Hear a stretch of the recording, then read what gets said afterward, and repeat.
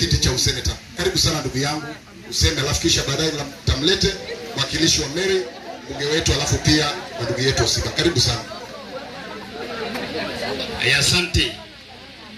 Familia iliyofiwa, kanisa, waombolezaji wote, Bwana Yesu asifiwe.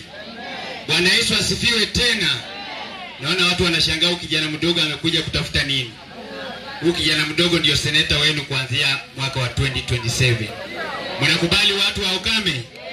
Mnakubali? Unajua sisi ni vijana na sio vijana tu wadogo.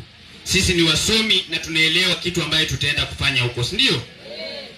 Mimi ndio Omodo Moses, natoka pale Nambale, na mimi ndio kijana mnasikia na ingia kila kona nikiomba kiti cha useneta.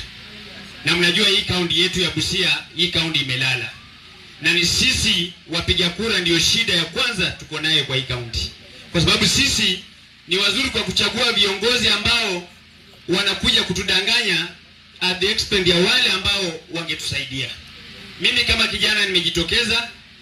Mimi kijana sina kazi.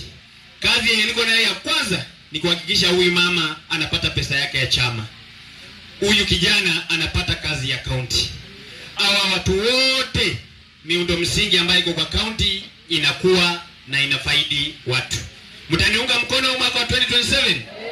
Na mnajua mimi ni kijana mwenye maono na kijana mwenye imani ya kuamini ya kwamba kama watu wataamini niko na agenda, niko na nia ya kufanya kazi ya hii kaunti, basi Mungu aeke mkono na niwe, si ndio? Si Mungu atashika mkono? Mimi mkiniona hapa, mimi sio kijana mdogo. Mimi ni kijana wa miaka 32. Mimi ni kijana, niko na watoto 3. Sasa mtu akisukuma watoto 3 na mke, hii kaunti moja inashindia hii kweli? Mkiangalia kaunti moja tu, si mimi nasukuma? Nyinyi mlichagua kiongozi ambaye ameenda kufanya oversight huko. Mnajua majukumu ya senator ni oversight, legislation na representation.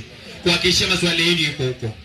Yule kiongozi mmechagua akaenda huko, amefanya ile ameweza. Si amesema anaenda urais? Si tumuombea apate urais? Mimi wacha nichukue hii nafasi. Mimi sitaki kuwa ule kiongozi wa kuja kuwaambia hii kiti imeibiwa na nyinyi ndio mmenituma nilinde hii kiti isiibiwe. Si ndio? Mimi nataka nilinde hii kiti ibaki hapa na iwafaidi. Mimi nawaomba huo mwaka wa 2027 najua nitawafanyia kazi sana.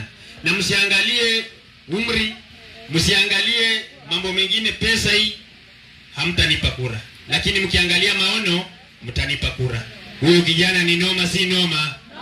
Huyu kijana ni fire si fire? Omodo si Omodo?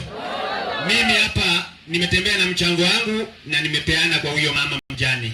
Nimempatia mchango wa shilingi 500.